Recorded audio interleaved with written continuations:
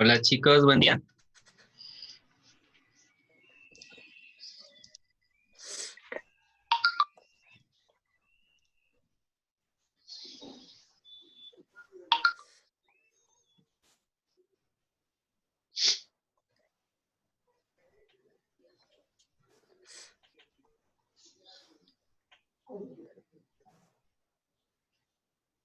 Ay, sí.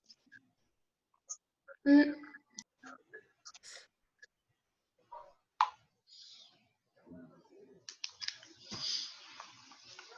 Ahí estamos 12, ¿no? Esperemos un minutito más, un par de minutos más para empezar. Hasta eso, porfa, me dicen si es que se escucha bien, si es que no hay interferencia, no se está cortando. Me comunican, ¿ya?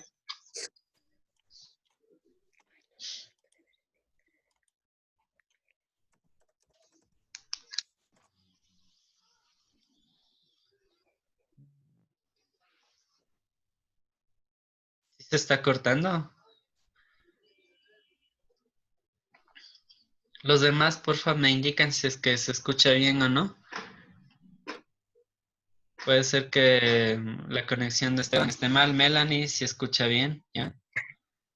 Licen, se lo escucha bien.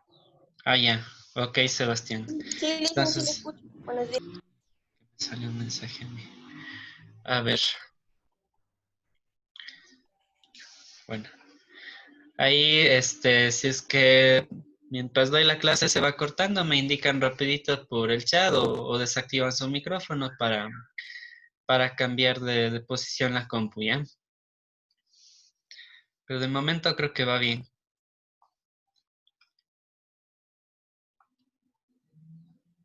Ok. A ver, vamos a dar inicio a la clase, ¿no?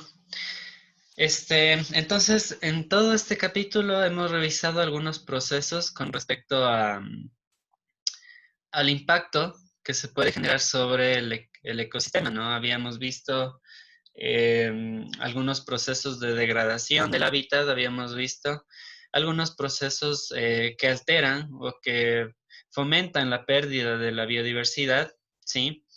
Y en esta clase vamos a ver algunos procesos que este, mm, dan lugar al desequilibrio del ecosistema. Habíamos visto ya algunos, ¿no es cierto? Unos procesos que responden a las causas naturales, ¿sí? De desequilibrio del ecosistema. En esta clase vamos a ver los factores antrópicos, es decir, las causas que son generadas por los seres humanos o los procesos, ¿sí? Que causan desequilibrio y que son generados por los seres humanos. Entonces, igual hay algunos procesos que se dan por nuestro accionar, por las actividades que nosotros realizamos, ¿sí? Y que realizamos sin tener en cuenta justamente estos límites que tiene la naturaleza. Entonces, damos lugar a que se degrade, a que se desequilibre, ¿sí? Que se pierda eh, toda la biodiversidad y toda la capacidad del ecosistema eh, para estar en armonía, ¿no? Recuérdense eso, que un ecosistema siempre tiene que estar en armonía, el factor biótico y el factor abiótico. Entonces, cuando se daña esta relación, ahí es cuando tenemos los problemas. Entonces, ¿cuáles son estas actividades que vamos a ver hoy? Les presento el video, ¿no? Si observan la pantalla.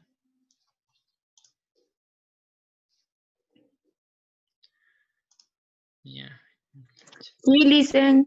Ya, entonces, gracias, Sebastián. Son 4 procesos principalmente. Es el derrame de petróleo, la eutrofización, la tala de bosques y la minería, ¿ya?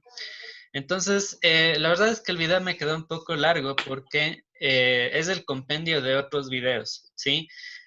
Porque además de que quería que ustedes sepan en qué consiste cada proceso, qué impactos genera, etcétera, me interesó mucho que más bien escuchen testimonios, ¿sí? Que escuchen testimonios de gente que ha pasado o que ha sufrido las consecuencias de este tipo de actividades, ¿ok?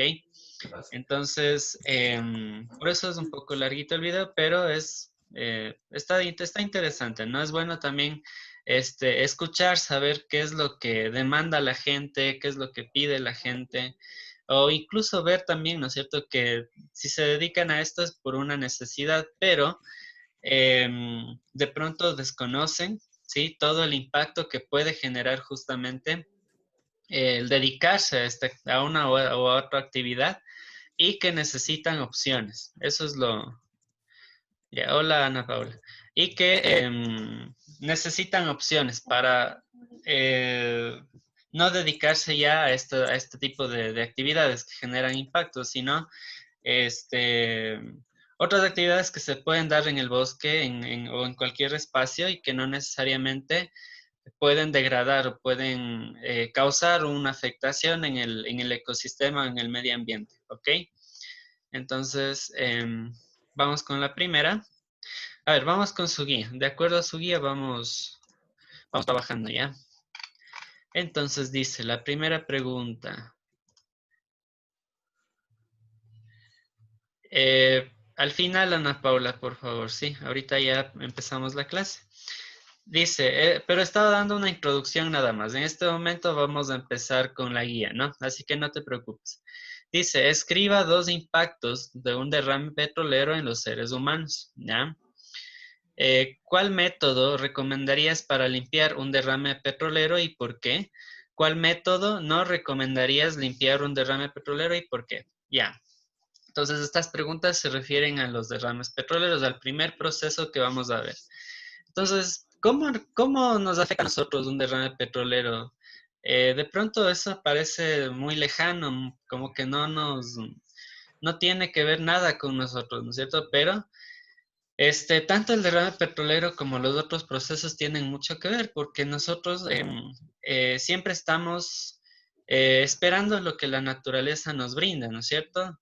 De ahí tenemos alimentación, tenemos un aire puro, un aire sano para respirar, etcétera. Entonces, tiene muchísimo que ver. Y a los seres humanos específicamente nos afecta de algunas formas, ¿no? Ya, entonces... vamos a ver eso, ya les voy a ubicar en dónde pueden encontrar esto en el video. Y luego dice los métodos para remediar, para limpiar un derrame petrolero. A ver, en el video se presentan algunas opciones. Hay algunos métodos que ayudan a limpiar un derrame petrolero, ¿sí? Pero ustedes tienen que ubicar uno, ¿ya? Que ustedes recomendarían y por qué, y argumentar por qué lo recomiendan, ¿ya? Y luego tienen que ubicar otro método que no recomendarían, ¿ya? Y también argumentar por qué no lo recomiendan. Sí, hay algunos métodos más limpios que otros, ¿ya? Entonces, quiero que ustedes se fijen en las opciones que les presenta el video y de acuerdo a eso puedan contestar, ¿ya?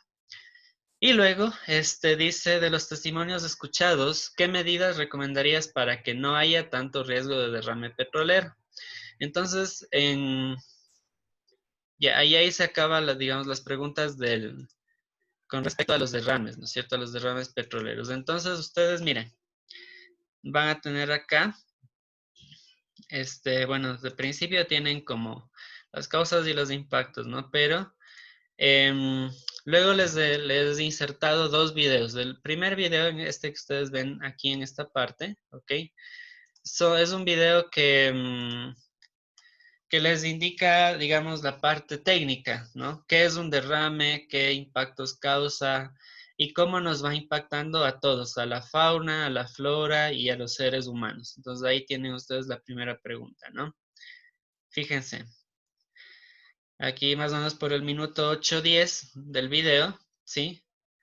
8:10 está el impacto de los derrames. Y luego tenemos impacto en la vegetación, tenemos impacto en la salud humana, ¿ok? Ahí ustedes tienen que escuchar y ahí tienen que contestar, ¿ya? Y en este video también les presenta los métodos de remediación, ¿ya? ¿Cómo se puede curar un espacio de un derrame petrolero? Ahí están medidas de acción, ¿no? Entonces ahí les presenta algunas opciones, la incineración, hay unas bacterias también que cuyo ADN, ¿sí? Está adaptado para que se coma el petróleo. Entonces, ese es un método también, ¿ya? A través de bacterias. Hay otro método en el que se quema el petróleo y así. O sea, les va presentando algunas opciones. Ustedes tienen que escoger las dos, ¿no? Una que recomiendan y por qué, y otra, por qué no recomiendan, ¿ya? Y luego, en el otro video que estaba ahí, en el video de al lado, ¿ya? ¿Qué es no? Es un testimonio. Entonces, en este video ustedes van a encontrar el testimonio de algunas personas que pertenecen a una comunidad del Oriente y que son víctimas justamente de un suceso que se dio recién, de derrame petrolero. No sé si ustedes escucharon en las noticias, yo creería que sí, porque sí fue bastante grave, y que se dio en el mes de abril de este año, más o menos cuando entrábamos casi a la cuarentena, ¿no? Entonces ahí ellos les van contando, ¿no? Qué es lo que ha pasado, cuál es la situación, sí, les van pasando también algunos datos y algunas imágenes, ¿ya? Entonces, miren, aquí empieza con este dato y luego va a hablar este señor que está aquí, ¿no? Que es un dirigente, ¿sí? De la comunidad de Panduyacu, que queda eh, por la zona baja del río Coca, ¿ya? Entonces, ahí él les dice, ¿no? ¿Qué es lo que demanda, qué es lo que necesita su gente eh, para arreglar este problema, para solucionar este problema, ¿ya? Y también fíjense mucho en estos datos, ¿no?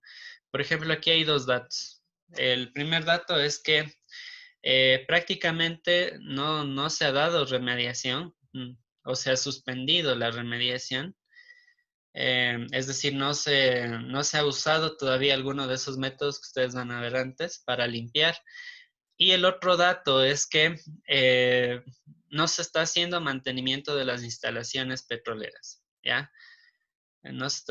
Tomen en cuenta que nuestro país es un país históricamente petrolero, ¿no? El boom del petróleo empezó más o menos en el año 70 y desde ahí prácticamente no se ha hecho una modificación de infraestructura, es decir, no se han cambiado las tuberías, son tuberías ya viejas que están obsoletas. Entonces, eso al final representa un riesgo, pues imagínense, esta tubería pasa desde el oriente hasta la costa, o sea, se cruza el país de forma horizontal y por esta tubería pasa el crudo, pasa el petróleo. Entonces, eh, ¿cómo es posible que en tanto tiempo no se haya hecho una revisión de de todo este equipo, ¿no es cierto? Entonces, eso al final es un riesgo. En cualquier momento, se daña la tubería, se corta y se hacen estos desastres ambientales, ¿ya? Entonces, fíjense, son muchas cosas que tienen que ver en un derrame petrolero. O sea, son los equipos, son las tuberías, es por dónde está construido también, ¿cierto? Ahí habrá lugares en los que haya en los que esté más expuesta la tubería que en otros, ¿no? Y luego también,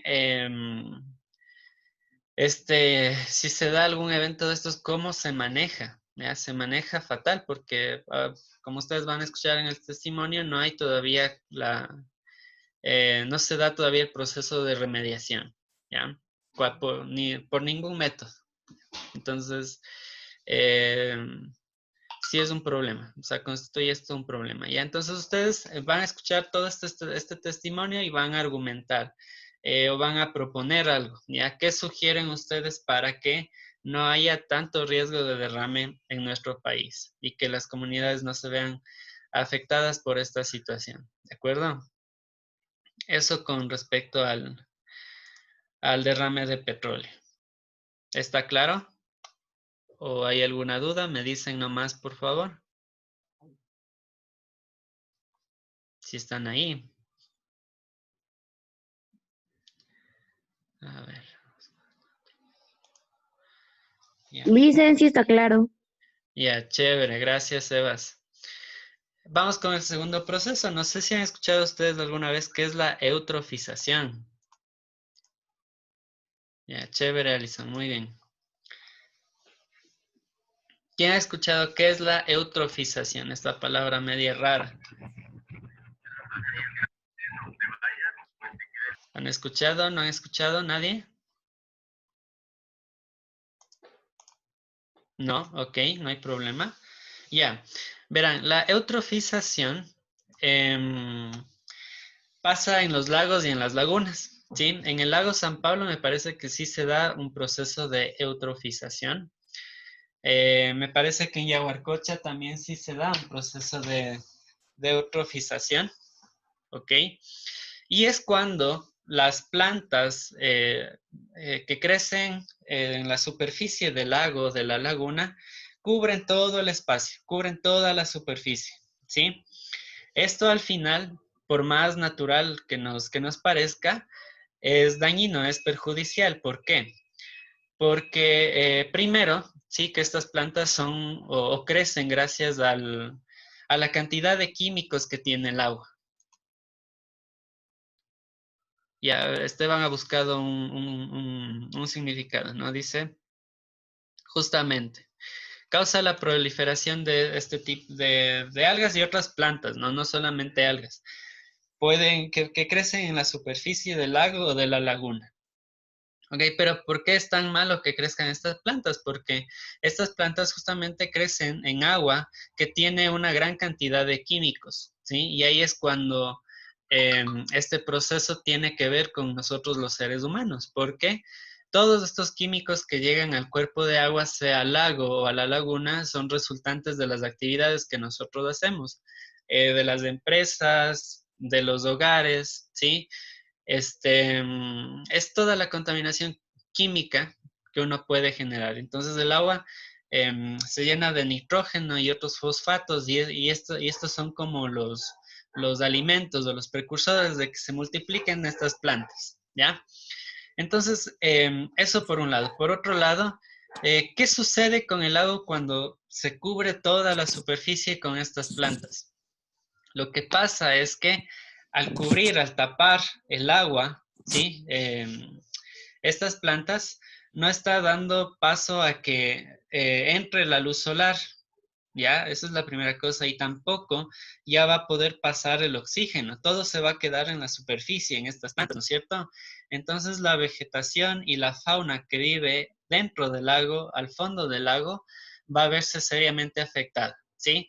Las algas que viven en el fondo ya no van a tener la energía para hacer la fotosíntesis, no se van a reproducir y luego los animales que comen esas algas o que comen esa vegetación que también está abajo, se van a morir porque no van a tener que comer, ¿no es cierto? O sea, acuérdense de esta cadena, todo empieza en la luz solar, ¿sí? La luz solar es básica, es fundamental para la obtención de energía, ¿ok? Entonces, si esta luz solar no pasa adentro del lago, todas las especies que están abajo van a morir, se van a extinguir, así de simple, ¿ok? Entonces, por eso es que la eutrofización es un problema. Ya fíjense, ¿no? En estos dos datos. Primero lo que es, ¿sí? Y luego cómo funciona, por qué es un problema. Esto, sí, sí se está grabando, Renato. Entonces, ahí están estos dos datos, ¿no? De por qué esto es un problema, por qué esto, si parece tan natural o incluso visiblemente puede ser tan bonito, ¿no? Que se cubra de vegetación el lago y que no sé qué, no, esto es un problema. Y hay que frenar este proceso, ¿sí? Porque luego, ya cuando se cubre también toda la superficie del agua de esta vegetación, el paso siguiente, digamos, a este proceso es la desecación del agua. Entonces se pierde prácticamente el lago o la laguna. ¿De acuerdo? Entonces es un poco, no, es bastante perjudicial. ¿Ya? Entonces, bueno, aquí igual está un video súper cortito que les indica qué es la eutrofización. ¿Por qué la eutrofización es un problema? Lo que les decía, ¿no? Aquí les explica esto de la luz solar y qué pasa con estas plantas, con los peces que viven debajo en el agua, ¿ok? Entonces, Eso, y luego también les explica las causas, ¿no? Entonces ahí tenemos la contaminación urbana, la contaminación industrial, etcétera, etcétera, ¿ya? Y eso con respecto a la eutrofización. ¿Está claro, chicos? Me dicen si es que hay alguna duda, alguna inquietud. Sí han visto, entonces ahorita ya, no sé si de pronto hay alguien que vive cerca de San Pablo, nos puede contar si es que hay este proceso, si es que se da o ya no se da. Creo que ahí crece bastante la totora, ¿no? Ya, la totora es el signo de la eutrofización, ¿sí? Es como la planta invasora que crece gracias a a estos químicos que están en el agua, ¿no? A ver, vamos a ver. Ah, ya, el Santiago y el Leonardo, dice. Bien, bueno, ahí algún rato les preguntamos, ¿ya?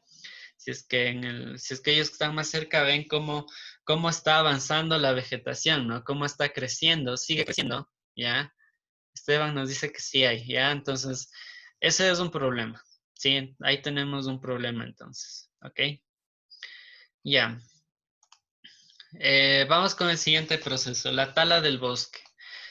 Yo creo que todos sabemos qué es la tala del bosque, ¿no es cierto? Es cortar, degradar el bosque, ¿ya?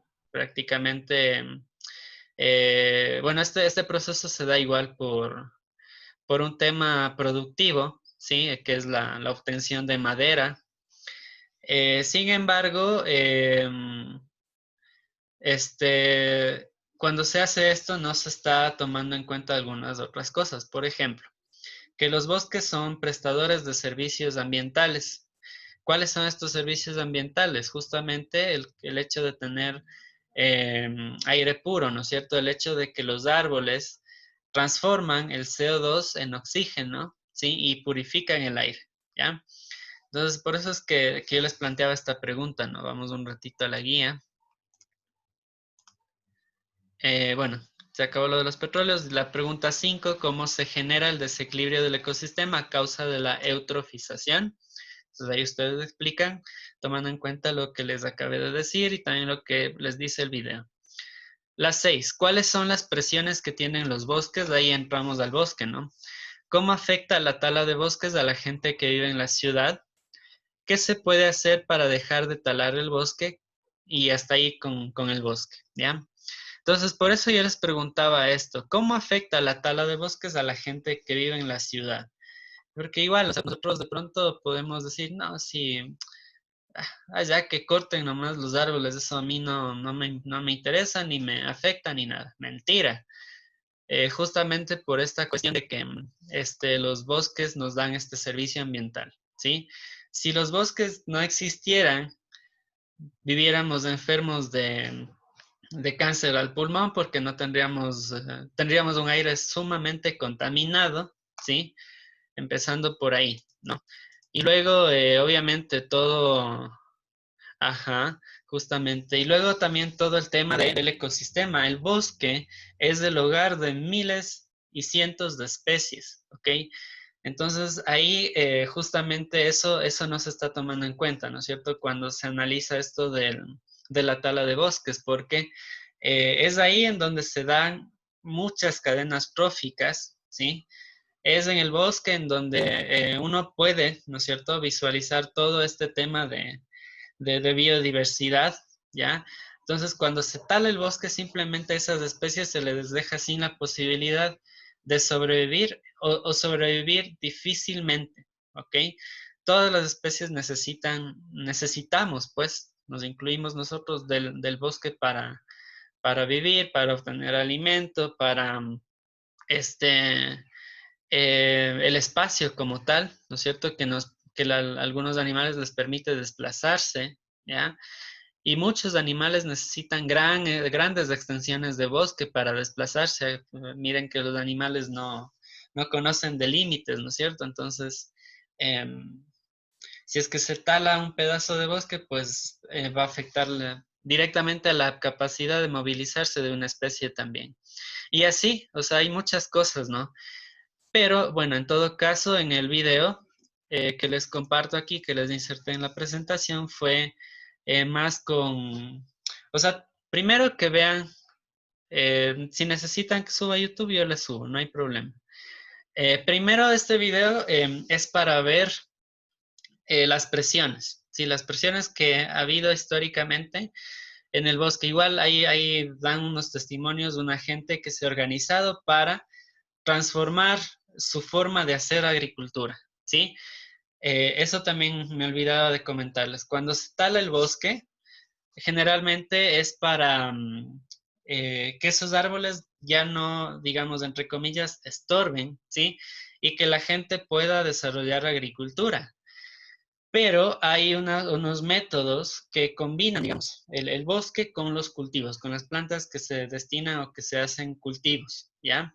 Entonces, no necesariamente la gente debe talar los árboles para hacer agricultura, sino que hacen agricultura y también se mantienen los árboles. Entonces, esta gente que está en el video les va a indicar justamente este método, que es un método de chakra, según lo que dicen ellos. Entonces,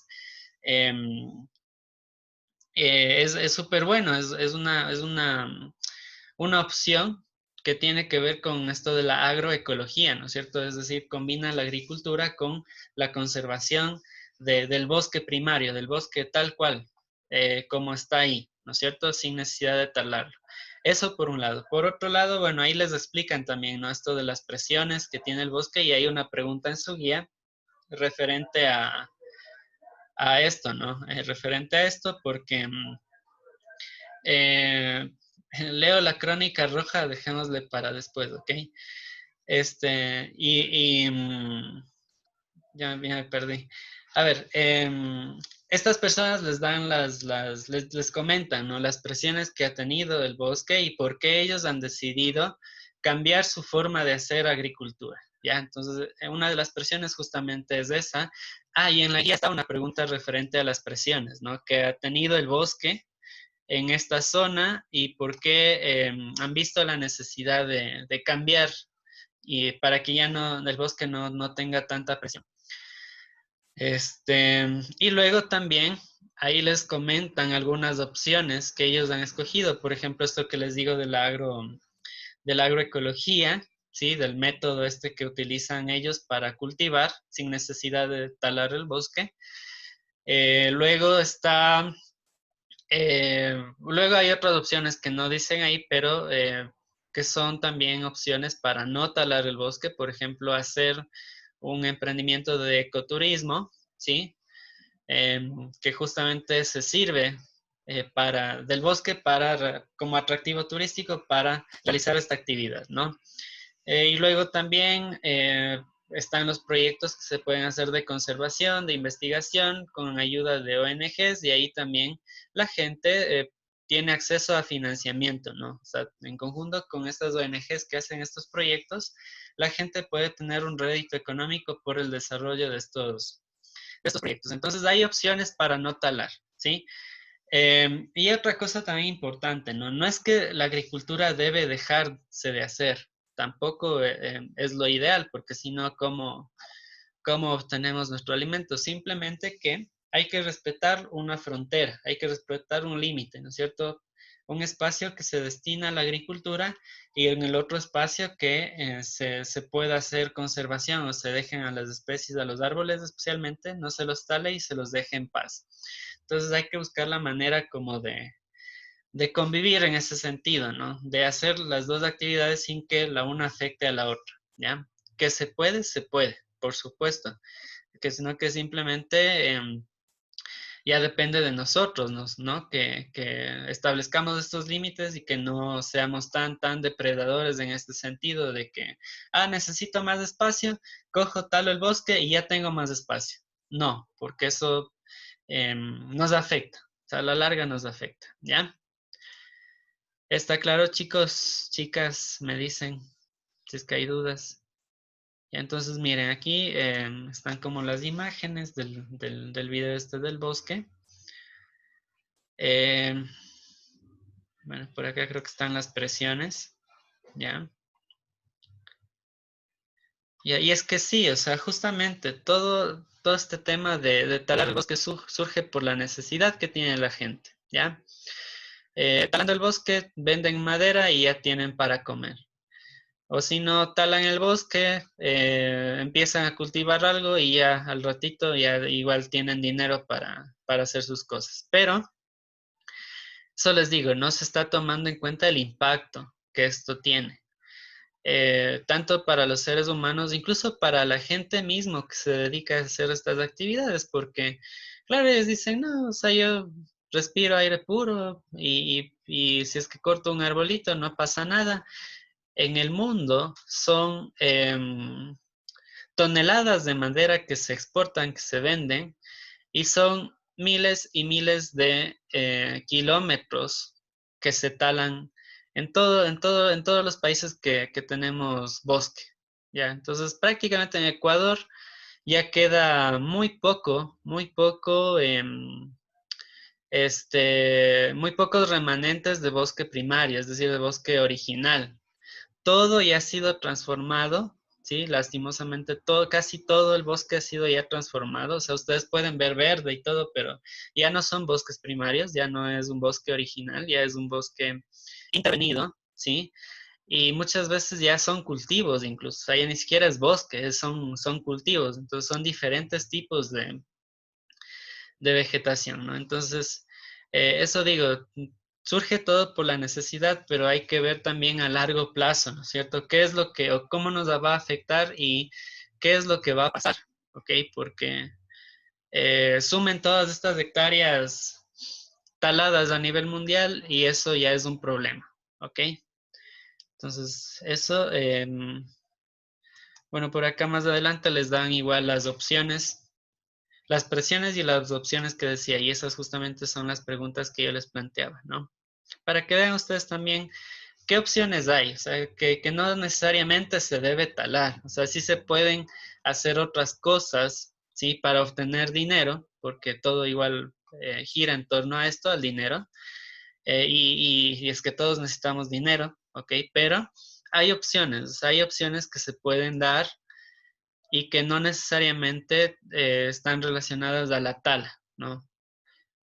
Entonces ahí les dejo esta espinita también a ustedes de que, o sea, de grandes igual puedan decidir bien si es que en algún rato trabajan en alguna situación de esta y puedan dar otras opciones a la gente, ¿no? No necesariamente, salvo que trabajen en una maderera y sí, jodidos.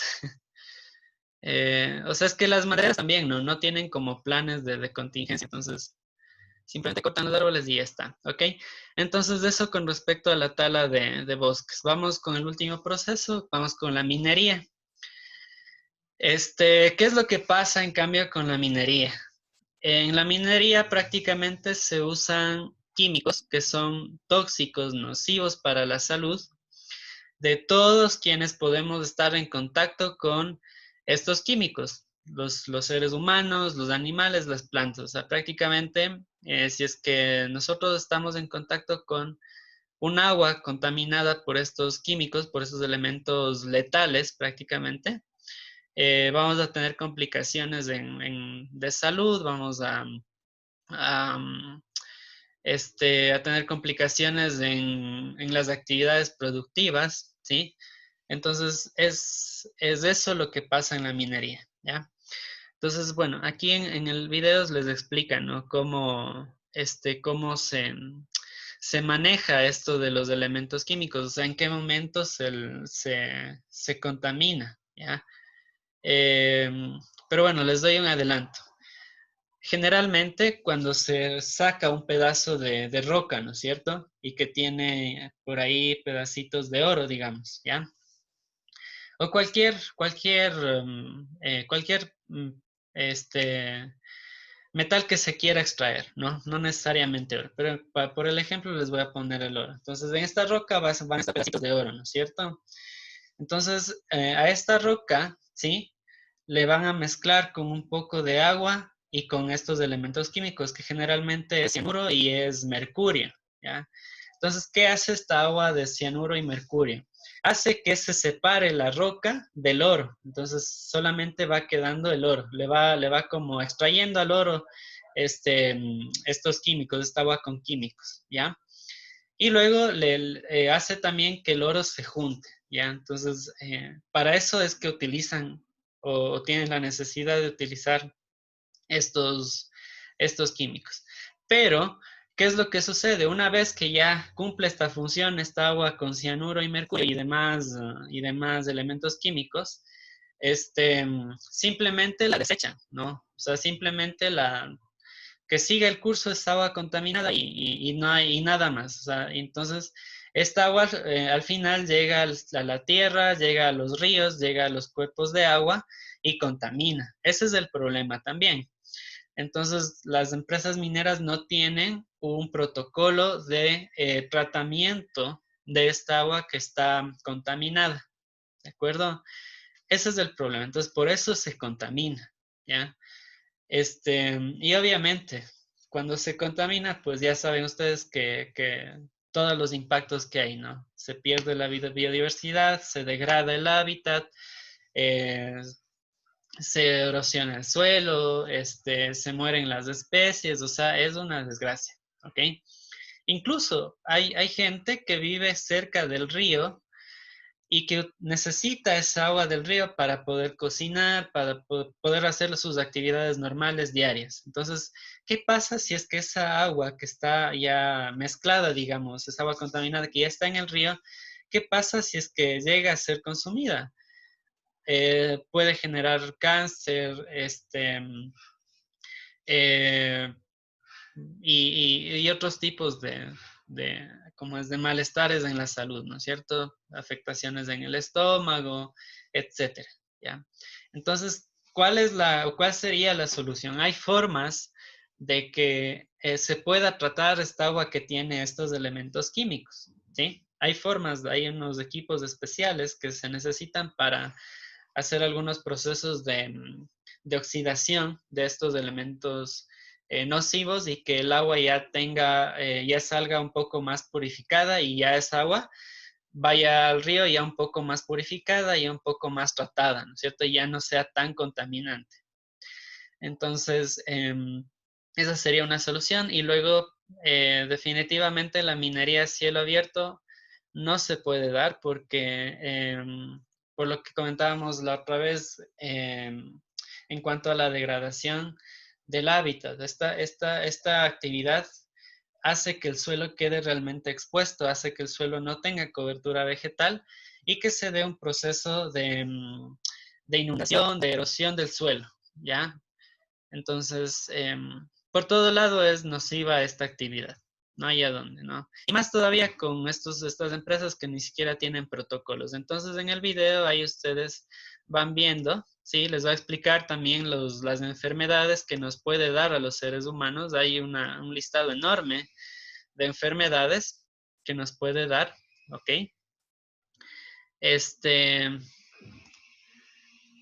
Ya. Un poco las porciones. Bueno, este video en realidad es un caso, ¿no? Que hay en Azuay y en Guayas. O sea, la empresa minera está en Azuay y los ríos que son contaminados van hasta el Guayas, a desembocar en el Guayas. Entonces, fíjense, ¿no? El grado de la afectación. 2 provincias prácticamente se ven afectadas, ¿ya? Eso, chicos. Entonces, se nos va acabando el tiempo. Cualquier cosa, porfa, me dicen por WhatsApp. Sí, me preguntan por WhatsApp y yo ya les subo la clase. Licen, ¿hasta cuándo es el deber? Igual que siempre, Sebas. Si es que pueden para hoy, para hoy. Si no, hasta el martes de la próxima semana, ¿ya? Para que no se les acumule tanto. Ya les subo, Ana Paula, ya les paso el link. Listo. Cuídense. Chao, Chao, chao. Licen. Chao a todos.